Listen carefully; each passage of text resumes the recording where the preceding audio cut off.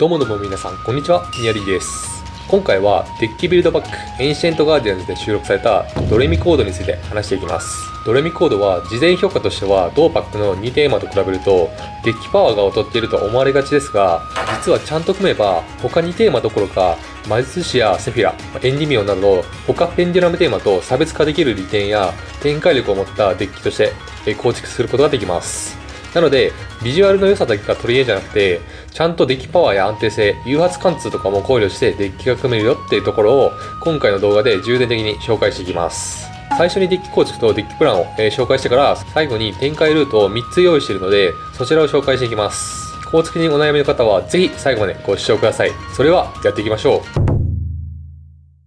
構築はこんな感じです。まさかメインとエクストラでこれだけの美少女モンスターが揃うとは思わなかったです。これちゃんと考えて組んだ結果なんですよ。カード間のシナジーはもちろん、ビジュアルの良さでもシナジーを形成しちゃってますね。ビジュアルの話はこの辺にして本題に入りますが、まずは構築の方向性に関して簡単に説明していきます。ディバイナーをはじめ、テラフォーミング、オルカの埋葬、ワンフォーワン、金魔で謙虚な壺などと初動となるカードを多く採用し、事故なく安定して展開することを意識しています。最終盤面の強さよりも天使族というステータスだったりペンデュラム召喚ギミックなどのドレミコード本来の持ち味を生かすことにフォーカスしてデッキを構築しています。他ペンデュラムテーマと比べると展開力では劣ってしまうものの、手札誘発だったり金魔で謙虚な壺などの汎用カードを多く採用できる点は他ペンデュラムテーマにはない点だと言えます。ドレミコード自体がサーチも多く、テーマ外ギミックを併用して展開できるため、危険の供給が容易で、ペンデュラムテーマらしく持久力が高いのも特徴です。それではこの辺で各カードの採用理由を解説していきます。キューティアは初動になる上、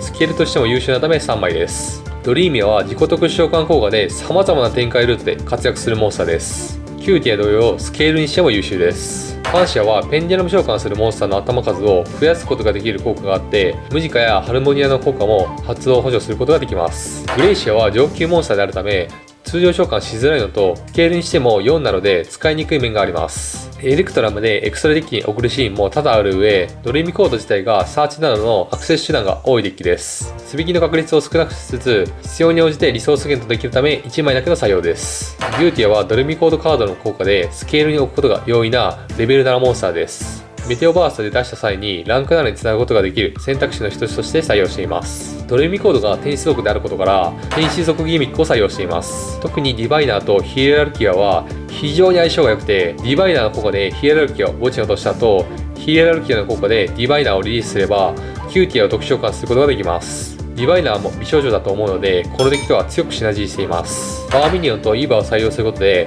先手後手での相手の動きの妨害や誘発貫通をこなすことができます。さらにイーバーは141や警告のコストに当てることもできるので、通常召喚してリンクリボンの素材として墓地を送ることができます。トリアスヒエラルキアはディバイナー初動でキューティアにアクセスする手段となります。そしてそれだけではなく、効果もドレミコードと非常に噛み合っていて、ペンデュラム召喚で並べたモンスターをリリースすることで2体以上の効果を発動することができます。しかもこの効果、相手団でも発動できるので、妨害兼リソース確保としてこのデッキはめちゃくちゃ優秀なモンスターに化けます。しかも相手の除去にチェーンしてこのカードを特殊召喚することで場の天使族を除去から守ることができます。とりあえず天使族ギミックの恩恵を受けられるのが他ペンデュラムデッキと比べて差別化できるドレミコード最大の利点です。真珠のパラディアンは展開の中でコットアイズボロテックスドラゴンを成立させるために採用しています。そして美少女というより美人なお姉さんなので、このデッキとギリシナジーしてます。ちなみに真珠のパラディアンを絡めた展開ルートに関しては動画の最後で紹介します。ドラゴン族ギミックは後で紹介する展開ルートで大活躍します。基本的に警告かオルカの埋葬からスタートしていきます。警告はハルモニアとテラフォーミングを共有できるため、霊廟を採用せずに警告のみを採用しています。さらにオルカの埋葬もドラゴン族ギミックと天使族ギミックのアクセスを担うことができます。金満で金魚の壺はエクストラデッキに行ったドレミコードをコストに発動することもできるので、2枚目以降も機能しやすいと判断して3枚を採用しています。ムジカは相手ターンにグレイシアやキューティアを特殊召喚することでリソース確保につなげます。展開ルートの中でも使うので1枚は必須です。次にエクストラです。マスカレーナはこのデッキの貴重な妨害手段です。ドレミコードはテーマ内で妨害を構えることができないので、マスカレーナに妨害を任せている感じです。マスカレーナ自身も美少女である点は見逃せないですね。ライナはこのデッキで光属性モンスターが1体から2体のモンスターを並べることができるため採用しています。ライナぶっさ。ハリファイバーは特段展開ルートとか用意してないんですけども、チューナーが多く採用されているため、それらを用いて高リンクへとつなぐ役割で採用しています。クルヌギアスはペンニャルム召喚でモンスター並べやすいのと、マスカレーナのリンク召喚先として優秀なので採用しています。クルヌギアスはおばさんなので、このデッキとはシナジーしていません。次に展開ルートについて紹介していきます。今回紹介するのは3つのルート。まず1つ目が天使族ギミックとドレミコードだけで展開するルート。2つ目がキューティアとドラゴン族ギミックを合わせた展開ルート。最後に3つ目が天使族とドラゴン族ギミックを組み合わせた展開ルートを紹介します。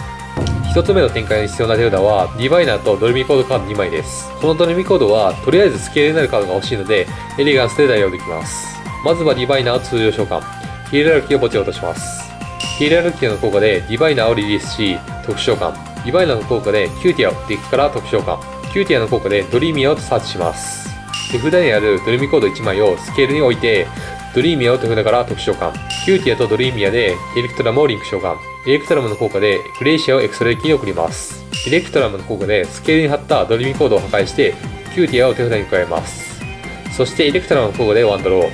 キューティアと手札のもう1枚のドリーミコードでスケールをセットしてグレイシアをペンニャルム召喚、グレイシアの効果でムジカをサーチ、グレイシアとヒエラルキアでマスカレーナをリンク召喚します。相手ターンでムジカを発動してグレイシアを特殊召喚、グレイシアの効果でドリミコード魔法トラップをサーチします。さらにマスカレーナの効果でマスカレーナ、エレクトラム、グレイシアを素材として3素材のアポロウサをリンク召喚することができます。相手モンスターを巻き込むことでクルヌギアスにすることもできます。こうすることで妨害を構えつつグレイシアでリソースを残す展開が可能になります。2つ目の展開ルートに必要なカードはキューティアとダークブルムを墓地へ送れるカードです。ここは愚かな埋葬にしておきます。まずは愚かな埋葬でダークブルムを墓地へ送ります。ダークブルムの効果で墓地から特殊召喚して覇王モンゼロをサーチ、キューティアを通常召喚してグレイシアをサーチ、グレイシアと覇王モンゼロをスケールにセット、キューティアとダークブルムでエレクトラムをリンク召喚しファンシアをエクストラデッキに送ります。エレクトラムでグレイシアを破壊してキューティアを手札に加えエレクトラム効果でワンドロー、キューティアをペンデュラムゾーンにセットしファンシアとグレイシアをペンデュラム召喚、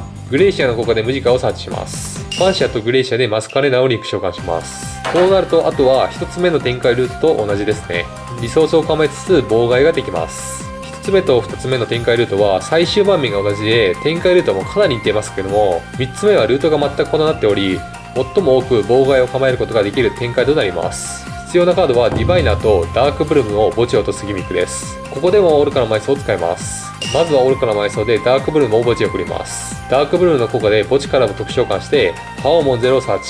ディバイナーを通常召喚しヒーラルキアを墓地へ落とします。ヒーラルキアの効果でディバイナーをリリースし特殊召喚、ディバイナーの効果でキューティアをデッキから特殊召喚、キューティアの効果でグレイシアをサーチします。キューティアとダークブルムでエレクトラムをリンク召喚、エレクトラムの効果でファンシアをエクストラデッキに送ります。グレイシアをペンデュラムスケールにセットします。エレクトラムでグレイシアを破壊してキューティアを手札に加えエレクトラムの効果でワンドロー、覇王モンゼロとキューティアをペンデュラムスケールにセットしグレイシアとファンシアをペンデュラム召喚、グレイシアの効果でハルモニアをサーチ、ファンシアの効果でドリーミアをエクストラデッキに送ります。